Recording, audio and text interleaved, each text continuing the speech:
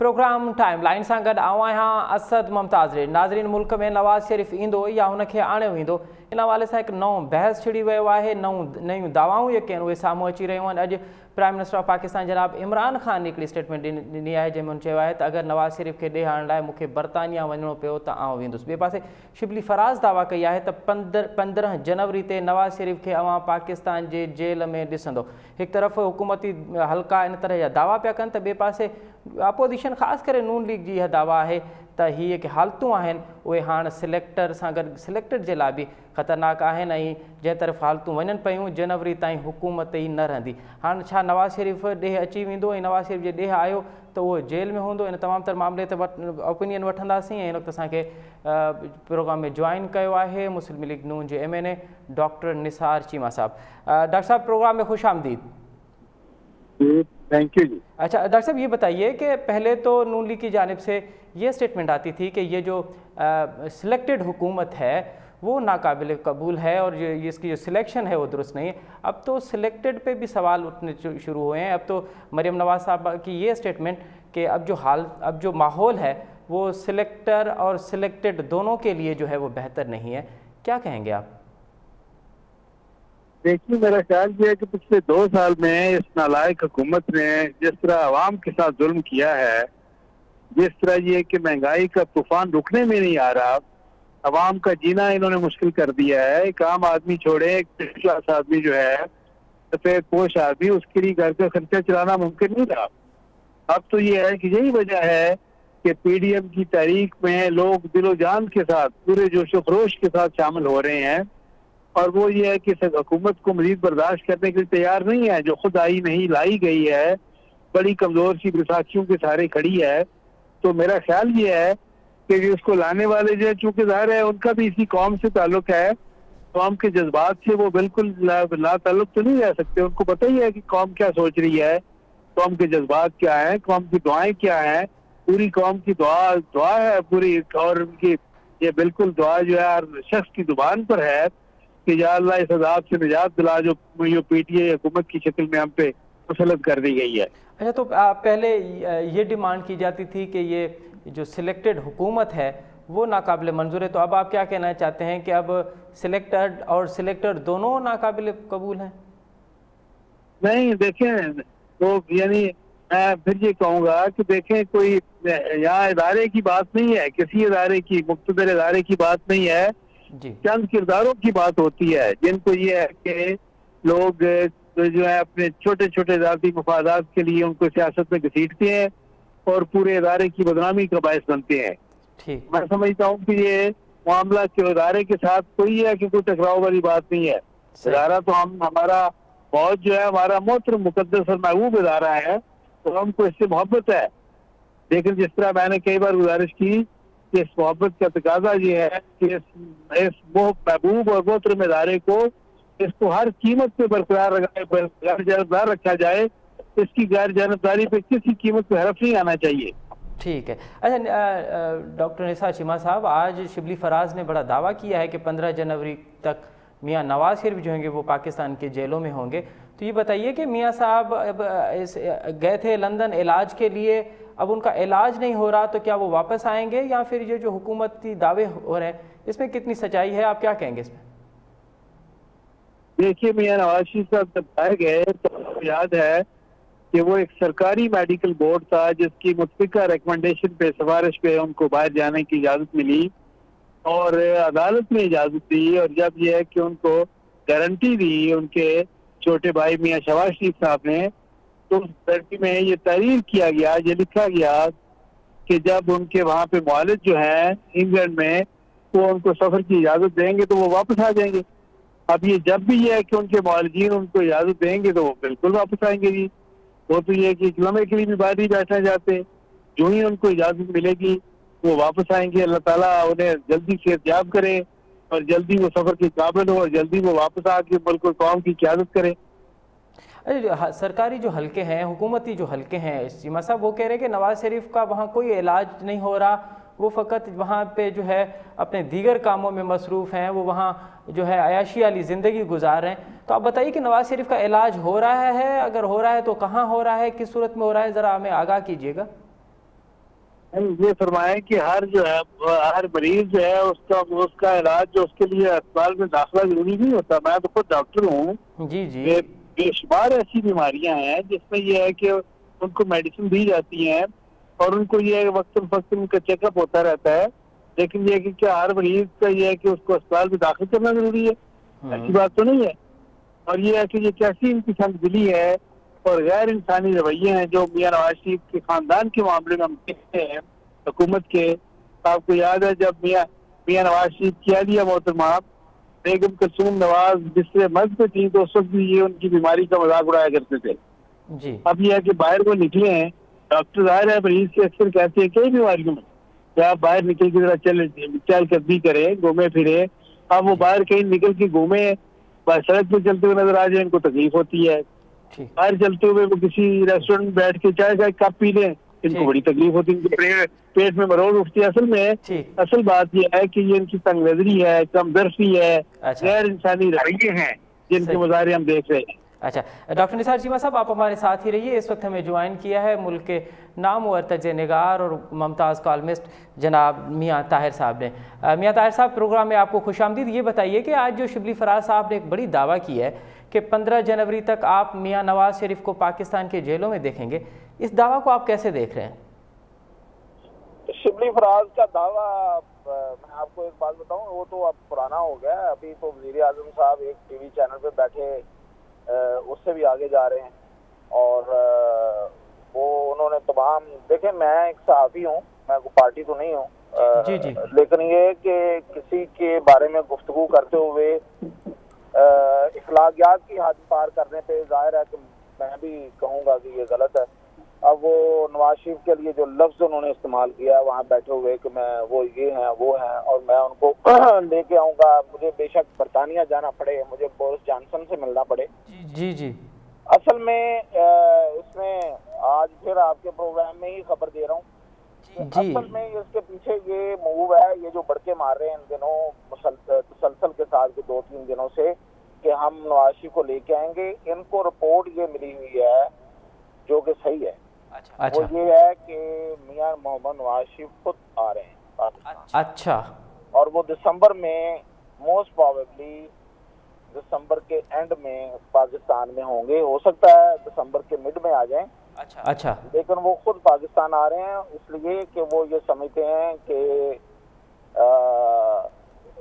सेहत का मामला बहुत अहम है, लेकिन सियासत में अब जिस मोड़ पे चली गई है सियासत, उनका यहाँ पाकिस्तान में होना बहुत जरूरी है। अच्छा। तो मेरी इतला ये है कि वो खुद आ रहे हैं और इस बात का इन्हें पता चल गया है। दैट इज व्हाई ये अब ताहिर साहब, आप हमेशा हमें कोई ना कोई खबर देते हैं और ना कोई बल्कि बड़ी खबर देते हैं। अब जो आप ये बड़ी खबर दे रहे हैं कि दिसंबर में मियां नवाज शरीफ इस मुल्क में होंगे और वो अपनी मर्जी से आएंगे, क्या फिर ये सवाल बनता है कि क्या वो अपनी मर्जी से आ रहे हैं, अपने मौजूदा सियासी पॉलिटिकल सिनेरियो जो है उसको देखकर आ रहे हैं, या कोई और इस बीच में कोई और मीटिंग हुई है या कोई और डील हुई है या कोई बातचीत हुई है, उसका नतीजा है कि मियाँ साहब यहाँ आ रहे हैं? देखिए, एक बात तो तय हो गई है कि डील मियां नवाज शरीफ के कागजों में अब नहीं है। अच्छा। डील वो नहीं करेंगे, कभी नहीं करेंगे। वो आ रहे हैं सिर्फ और सिर्फ सियासत की उसी नहज पे जो उन्होंने खुद जिस नहज पे उन्होंने पहुंचाई है गुजरांवाला के जलसे में, वो अब डिमांड कर रहा है कि वो पाकिस्तान में मौजूद हों और खुद वो इस पीडीएम की जो तहरीक है उसको मौलाना फजल रहमान के साथ मिलके लीड करें।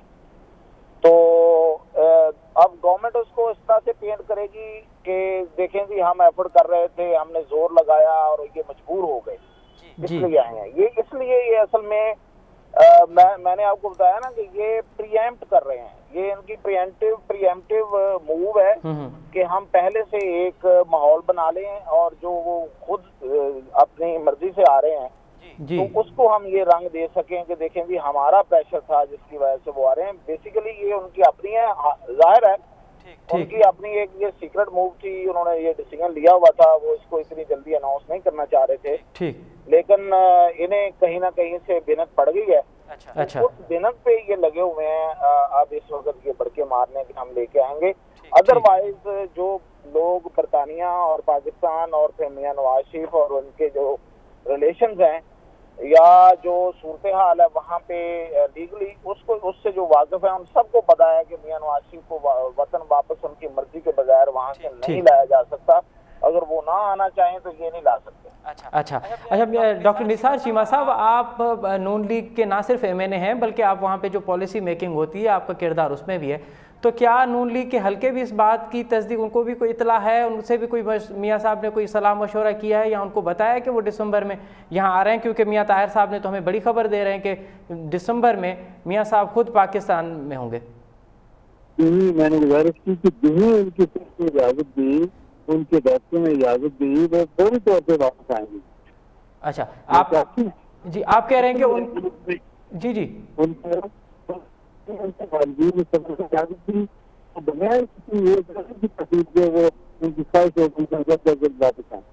अच्छा, तो आप कह रहे हैं कि वो उनका यहाँ पाकिस्तान में आना भी उन डॉक्टरों की हिदायत पे होगा, वो डॉक्टर जैसे सजेस्ट करेंगे तो वो फिर आएंगे, वो उस सजेशन को मद्देनजर रखते हुए वो यहाँ आएंगे। बिल्कुल ये है कि यहाँ पार्टी की भी यही ख्वाहिश है कि वो उनकी अपनी सेहत जो है बहुत जरूरी है, सेहत सबसे मुकद्दम है, और वो जो है जिन्हें उनके डॉक्टरों ने इजाजत दी फिर ये है कि वो वापस आएंगे। ठीक है डॉक्टर निसार चीमा साहब, आप तो कह रहे हैं कि उनकी जो सेहत के मुतालिक, लेकिन मियाँ ताहिर साहब तो कह रहे हैं कि मियाँ साहब अब सेहत से भी एक कदम आगे बढ़ रहे हैं कि सेहत का मामला तो ठीक है लेकिन अब जो पॉलिटिकल सिनेरियो बन रहा है उसमें मुझे लीड करना चाहिए, मुझे वहाँ मौजूद होना चाहिए। तो आप नहीं समझ रहे कि अब जो पाकिस्तान डेमोक्रेटिक मूवमेंट ने जो एक तहरुक मचाया है पाकिस्तान की सियासत में, उसमें नवाज शरीफ को वाकई मुल्क में आना चाहिए? उनकी मियाँ साहब की अपनी ख्वाहिश जितनी बन गई है, वो तो देखिए मुल्क से जाना भी नहीं चाहते थे। वो तो ये है कि जिस तरह मैंने कहा कि सरकारी मेडिकल बोर्ड की मुतल्लिका रिकमेंडेशन थी, इसकी बिना पे वो गए, लेकिन ये है कि वो बिल्कुल बाहर नहीं रहना चाहते एक लम्हे के लिए भी। अच्छा, वो तो ये सेहत की वजह से मजबूरी बनी, वरना ये है कि वो बिल्कुल हर लम्हा अपने वतन में गुजारना चाहते हैं। ठीक है। और सच्ची बात ये है कि देखिए उनकी आपको याद है कि जब उनको एक कमजोर से केस में, मशकूक से केस में सजा सुनाई गई तो अपनी अहलिया मोहतरमा को बिस्तर मर्द से छोड़ के अपनी बेटी का हाथ पकड़ेंगे वापस आ गए सीधे में जाने के लिए, आपको याद है? ठीक है। अच्छा मियाँ ताहिर साहब, आज जो प्राइम मिनिस्टर ने कहा है कि मुझे अगर नवाज शरीफ के लिए वहाँ बरतानिया में जाना पड़ा तो मैं जाऊँगा, और दूसरी उन्होंने बात की कि बोरिस जॉनसन जो है अगर उनसे भी मुझे इस हवाले से कोई बातचीत करना पड़ी तो मैं करूँगा। आप ये बताइए कि क्या बोरिस जॉनसन के अख्तियार में ये है कि नवाज शरीफ को मुल्क भेजना, क्योंकि वज़ीर आज़म साहब तो बड़ी बात कर रहे हैं। वज़ीर आज़म को इस बात का पता है, जो अभी आप बात कर रहे हैं ना, उन्हें भी पता है कि बोरिस जॉनसन का कोई स्वाबदीदी इख्तियार नहीं है वहाँ पे। वो जो भी कानून और जो वहाँ का लीगल सिस्टम कहता है उससे आगे ऊपर उठ के वो कोई काम नहीं कर सकते। लेकिन बात ये है कि ये सिर्फ और सिर्फ एक पॉलिटिकल रेटरिक है। मेरा इख्तिलाफ इनसे, इस गवर्नमेंट से ये है, एक सहाबी की हैसियत से, कि भाई आप मुल्की मामलात जो इश्यूज हैं, जो जिससे ये मुल्क मुश्किल हालात से गुजर रहा है, उस पर बात नहीं करते। और आपने अपोजिशन को सामने रख के हुकूमत करने का जो फैसला किया था, या हुकूमत में इवन आने का जो आपको मिला था रास्ता, वही उसी को आगे चलाते जा रहे हैं। और क्या 5 साल इसी पे गुजारा करेंगे? मतलब ये कि आज भी ये नवाज शरीफ और आज भी अपोजिशन और आज भी वो यार जो इस वक्त सूरत हाल हो गई है, जिन हालात से मुल्क और लोग गुजर रहे हैं, उन पे बात करो, उन इश्यूज को एड्रेस करो।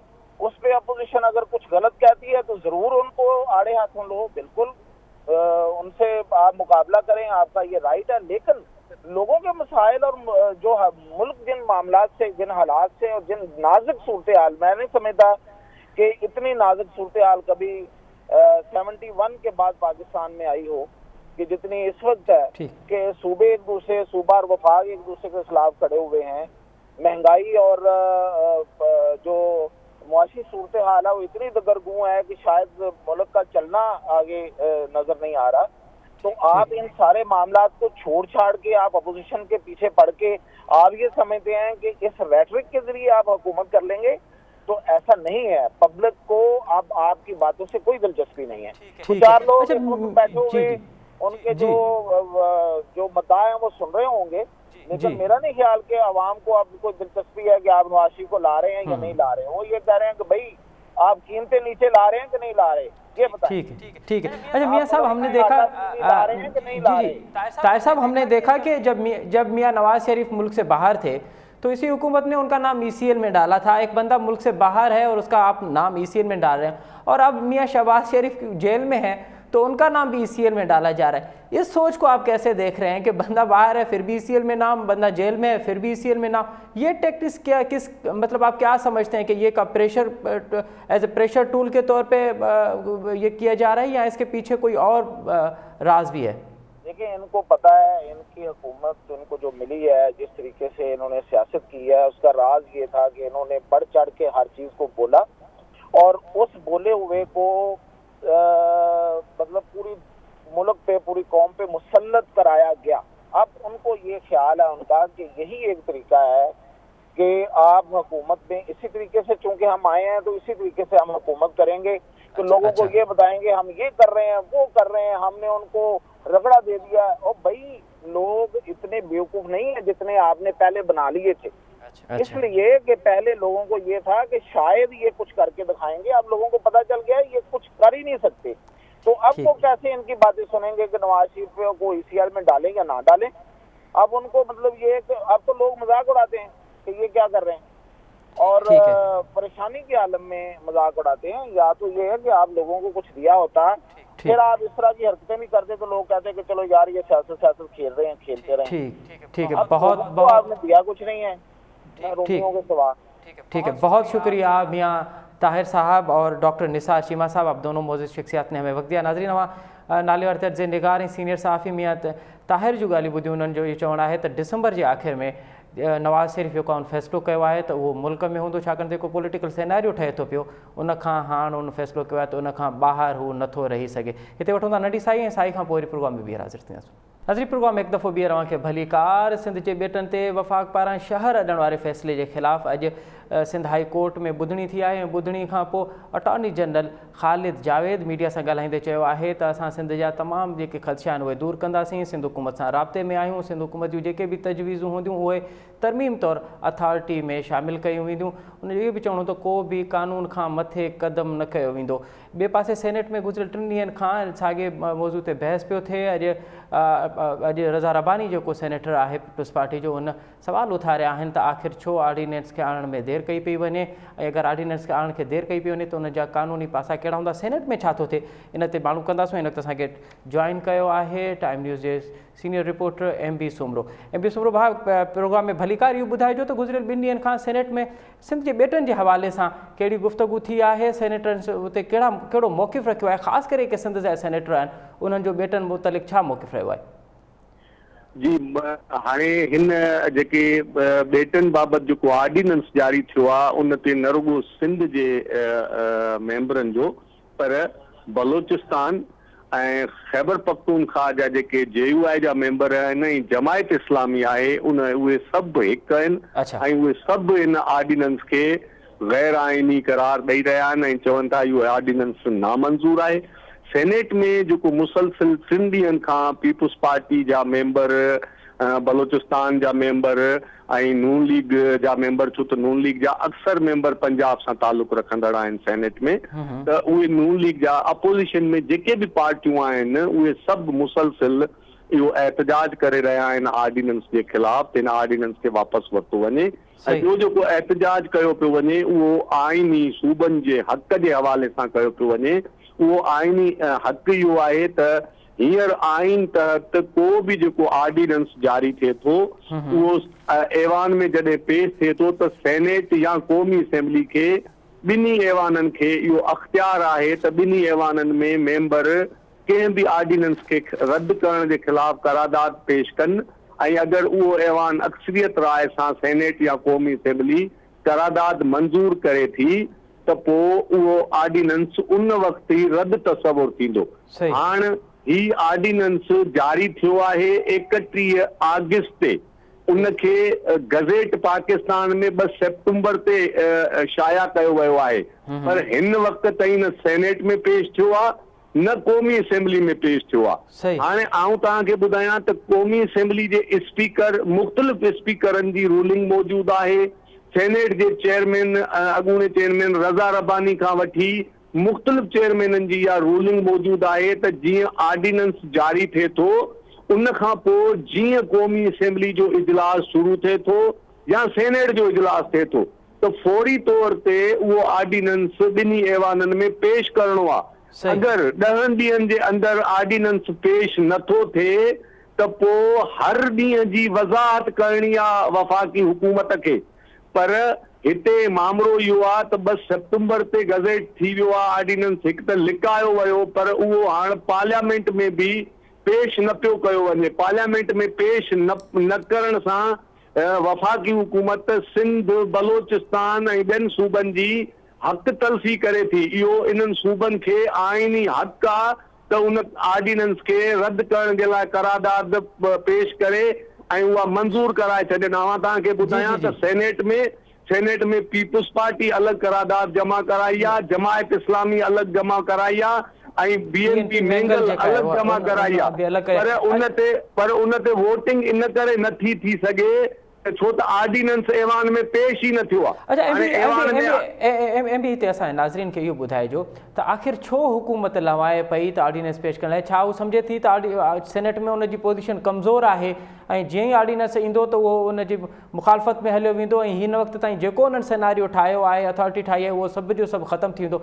इन ख़दशे जे करे, इन ख़ौफ़ जे करे उहो ऑर्डिनेंस पेश नथा कनि? बिल्कुलु इहो इन ख़ौफ़ जे करे इहो ईअं पियो कयो वञे छो त क़ौमी सेनेट में त एब्सोल्यूट मेजॉरिटी आहे अपोज़िशन खे ऐं जेके हींअर अपोज़िशन जा मेंबर आहिनि जेको हिन वक़्त ताईं गुज़िरियल 3 ॾींहंनि खां मुसलसिल जेके पार्टियूं सेनेट में ॻाल्हाए चुकियूं आहिनि उन्हनि खे साम्हूं रखी मौक़ुफ़ खे ॾिसिजे थो त घटि में घटि इन ऑर्डिनेंस खे वाज़े अक्सरियत सां रद्द करे कयो वेंदो सेनेट में, न रुगो सेनेट में पर हिन वक़्त ताईं जिन पार्टियुनि जो मौक़ुफ़ आयो आहे जीअं BNP मेंगल क़ौमी असेंबली में बि करारदाद जमा कराई आहे, बलोचिस्तान जा मेंबर इन जे ख़िलाफ़ आहिनि ऐं मुख़्तलिफ़ मेंबर ख़िलाफ़ आहिनि त न रुगो सेनेट इहो ऑर्डिनेंस रद्द करे सघे थी पर क़ौमी असेंबली में बि मूंखे वाज़े तौर ते इम्कान नज़र अचे थो त अगरि इहो ऑर्डिनेंस खे रद्द करण जे लाइ क़ौमी असेंबली में करारदाद बि अचे थी त क़ौमी असेंबली मां बि इहो रद्द थी सघे थो। तव्हांखे ॿुधायां त ॿ भेरा कानून वज़ारत मेरीटाइम मिनिस्ट्री खे लिखियो आहे त ही ऑर्डिनेंस पार्लियामेंट में पेश कयो पर मेरीटाइम मिनिस्ट्री इन करे ऑर्डिनेंस नथी पेश करे छो त उन्हनि खे पतो आहे त जीअं ऑर्डिनेंस पेश थींदो ॿिए ॾींहं ते करारदाद ईंदी ऐं उहो रिजेक्ट थी वेंदो। ही जेका अथॉरिटी ठाही अथऊं 8000 एकड़ ज़मीन जेका बेटनि जी सिंध जी भंडार ऐं ॾिघी बेटनि जी जेका 8000 ज़मीन ॾियण जी कोशिशि कनि पिया, उन्हनि जा टेंडर कया विया आहिनि, उहे सभु मामिलो इन्हनि जो रिजेक्ट थी वेंदो, उहो वापसि थी वेंदो, ख़तमु थी वेंदो। अच्छा एम बी छा था सम्झो त छा हुकूमत कंहिं ॿिए मिशन कंहिं ॿिए प्रैक्टिस जी तयारी में आहे? जीअं असां FATF जे मामले ते ॾिठोसीं त उनजी अक्सरियत न हुई बल्कि उन्हनि गॾियल इजलास घुराए ऐं पोइ सभु जेके उन्हनि जा शिकूं हुयूं उहे पास करायूं। त हिन दफ़े छा इहो ख़दशो बि करे सघिजे थो त हुकूमत इन प्लानिंग में आहे त जीअं ई उनखे सवलाई थिए ऐं हीउ मामिलो जीअं देरि थींदो तीअं ठार थींदी ऐं जीअं ठार थींदी त पोइ हिन गॾियल इजलास घुराए उहो उते इहो ऑर्डिनेंस आणींदा? गॾियल ऑर्डिनेंस में गॾियल पार्लियामेंट जो इजलास में को बि बिल तॾहिं अची सघंदो आहे जॾहिं क़ौमी असेंबली मां अगरि फ़र्ज़ कयो हिकिड़ो कानून मंज़ूर थिए थो उनखे सेनेट रद्द करे थो त पोइ उहो तॾहिं गॾियल पार्लियामेंट जे इजलास में ज़ेर गौर अची सघे थो। ही त ऑर्डिनेंस आहे, ही त अञा उनखे बिल जी सूरत ॾियण जे लाइ उनखे पार्लियामेंट में पेश ई न कयो अथऊं त ही गॾियल पार्लियामेंट वारे मामले खां चढ़ियल ॻाल्हि आहे। पर ही जेका हिन ऑर्डिनेंस जी जेतिरे ताईं सूरत हाल आहे गॾियल पार्लियामेंट जो इजलास बि घुराईंदा त गॾियल पार्लियामेंट में अपोज़िशन खे गॾियल पार्लियामेंट जे इजलास में बि हुकूमत खां वधीक अक्सरियत आहे ऐं ही गॾियल पार्लियामेंट जे इजलास में बि अगरि मामिलो आयो त उते बि हुकूमत खे नाकामी थींदी। मसइलो इहो आहे त हींअर सूबन जी हक़ तलफ़ी थिए थी, सूबन खे इहो अख़्तियार हासिल आहे, आइनी हक़ आहे उन्हनि जो उहो कंहिं बि ऑर्डिनेंस खे रद्द करण जी करारदाद मंज़ूर कराए सघनि। वफ़ाक़ी हुकूमत सूबन जी हिकु त ॾाढा सीनाज़ोरी करे रही आहे त सिंध हुकूमत खे कानून साज़ी करणु खपे, छो त मिल्कियत ज़मीन जेका आहे सूबन जी हदूं आइन में तय थियल आहिनि, त उहो मामिलो आहे। ॿियो अगरि समुंड जो मामिलो बि आहे त समुंड जो मामिलो बि वफ़ाक़ी हुकूमत जी जुरिडिक्शन न आहे, समुंड जो मामिलो बि CCI जी जुरिडिक्शन आहे। उहो CCI जी मंज़ूरी खां सवाइ उते बि कुझु नथा करे सघनि। पर हिते ॾाढ थिए पियो सिंध सां, ख़ासि तौर ते सिंध जी मिल्कियत आहे। हिन में इब्तिदा में सिंध हुकूमत इंतहाई लापरवाही खां कमु वरितो, सिंध इंतहाई ग़लति करे NOC जारी कई, जंहिंजे करे हिननि खे ऑर्डिनेंस जारी करण जो मौक़ो मिलियो ऐं सिंध जा माण्हू जॾहिं निकिता त सिंध हुकूमत पोयां पेर कया ऐं हाणे उहे ऑर्डिनेंस रद्द कराए बि न पिया सघनि।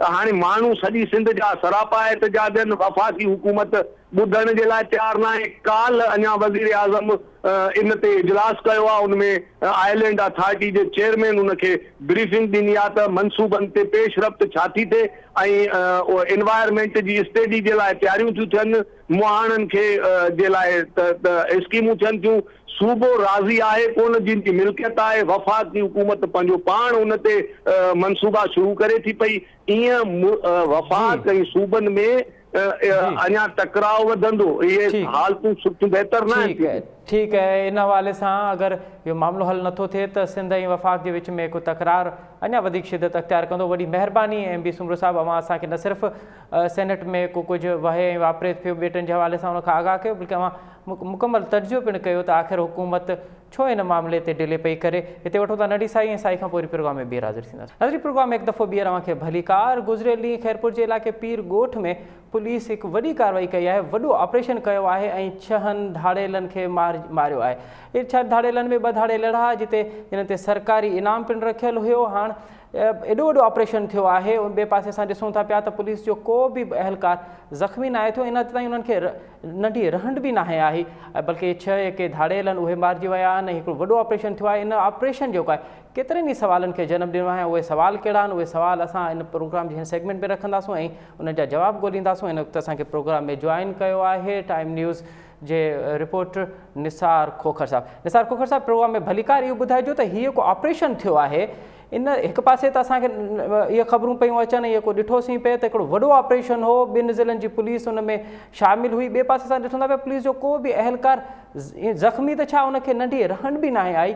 कीअं ॾिसंदो अव्हां इन, कीअं छा चवंदो इन तमामु तर ऑपरेशन ते?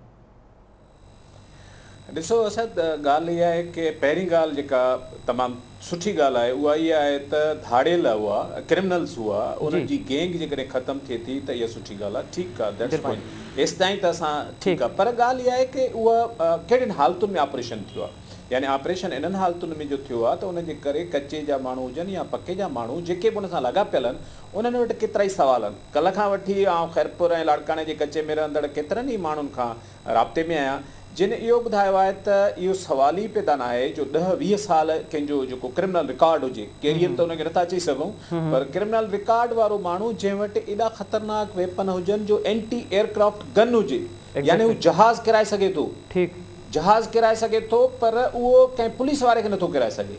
त इहो इन जे करे थोरो अभाम पैदा थियो आहे त आया इहो पाण में छेड़ो आहे, आया कंहिं पॉइज़निंग कई आहे, ज़हर ॾिनो आहे, या पुलिस जीअं क्लेम करे थी। छो त पुलिस जेको क्लेम करे थी 2 ज़िलनि जी, खैरपुर ऐं लाड़काणो पुलिस, त असां इनकाउंटर कयो आहे।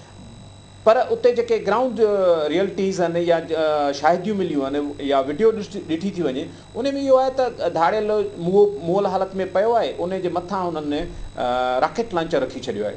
तव्हांखे ख़बर हूंदी त केर बि माण्हू पंहिंजे सिर जे मथां ईंदी आहे त उहो रॉकेट लॉन्चर त हणी कढंदो, हुनखे क़बर में त कमु कोन ईंदो न उहो रॉकेट लॉन्चर, उहो कंहिंखे न कंहिंखे हणे हा। ऐं ॿी ॻाल्हि इहा की पुलिस वटि एॾा वेपन न आहिनि, या हिकु न केतिरा ई दफ़ा जेके ऑपरेशन थिया आहिनि उन्हनि में इहा ॻाल्हि साबित थी चुकी आहे त पुलिस वटि एॾा जदीद हथियार न आहिनि जेतिरा कचे जे धाड़ेलनि वटि आहिनि। ऐं पुलिस जूं जेके APC सॾियूं वेंदियूं आहिनि, चेन बख़्तरबंद गाॾियूं, उहे बुलेट प्रूफ न आहिनि हूंदियूं, उन्हनि खे G3 जी जेका असां गोली लॻंदी आहे। ऐं इन जो मिसाल शिकारपुर जे कचे में ताज़ो ई 2 महीना अॻु में जेको ऑपरेशन थियो, उन में जॾहिं बख़्तरबंद में वेठल जेके पुलिस एहलकार शहीद थिया हुआ त अॻूणो जेको DIG आहे लाड़काणे जो इरफान बलोच उन खां मूं पुछियो त ईअं छो थियो जो बख़्तरबंद में त हुन इहा वज़ाहत कई त बख़्तरबंद बुलेट प्रूफ थोरी हूंदी आहे बख़्तरबंद जेके बुलेट प्रूफ आहिनि उहे ठाराइण लाइ असां टैक्सीला जेको आहे सो उन मां कंपनीअ मां जिते फ़ौजी साज़ो सामान ठहंदो आहे उतां स्पेशल ऑर्डर ॾिनो आहे उन खां पोइ कंदासीं।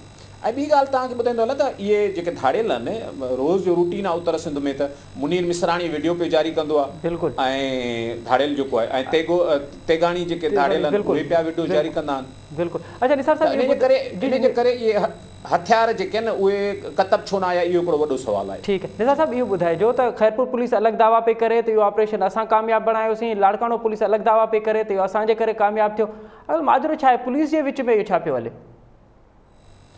असल में वो चवंदा आहिनि त जीअं सिंधीअ में मिसाल बि आहे त ॿधे चोर ते पुलिस बि घणी, इन करे जेके मरी विया आहिनि धाड़ियल उन्हनि जी जेका सा इनाम आहे 50 लाख रुपया इनाम आहे ऐं हिक हिक ते वरी अलॻि सां इनाम आहे, तंहिंजे करे थोरो इहो बि थींदो आहे। ऐं ॿियो इहो हूंदो आहे त क्रेडिट जो बि मसइलो आहे। हिन वक़्तु तव्हां ख़बर आहे त सिंध पुलिस सभिनी ज़िलनि जी एतिरी त डिमोरलाइज़ थियल हुई जो उहे सभिनी पे मोकलुनि ते विया, सभिनी पे कुझु कयो, उन करे हिकिड़े लिहाज़ खां हिकिड़ो त पंहिंजो मोराल बुलंद करण लाइ, ॿियो जवाननि खे एक्टिव रखण लाइ उन्हनि सुबुह सां पंहिंजूं गाॾियूं त खणी उते पहुता, पर क्रेडिट जो बुनियादी सवाल बि आहे उहो ज़ाहिर त न थियो आहे, न वरी कंहिं शिकायत कई आहे, पर शुरूआति ईअं थियो आहे त SSP मसूद बंगश चयो त असां ऑपरेशन कयो आहे, पर पोइ क्लेम इहो थियो हद जो अची वई त ख़ैरपुर वारा उहे लाश बि खणाए विया ऐं सभु शयूं त हिन वक़्तु जेका हदबंदीअ जे करे जेका दावा आहे उहा ख़ैरपुर पुलिस जे पारां थिए पई। हाणे ॾिसे त उहो इनाम जेको आहे उहो कंहिंखे थो मिले, ॿिन्ही ज़िलनि खे थो मिले या हिकिड़े ई ज़िले खे थो मिले। ठीकु आहे, वॾी महिरबानी निसार खोखर साहिबु असांखे वक़्तु ॾियण जी।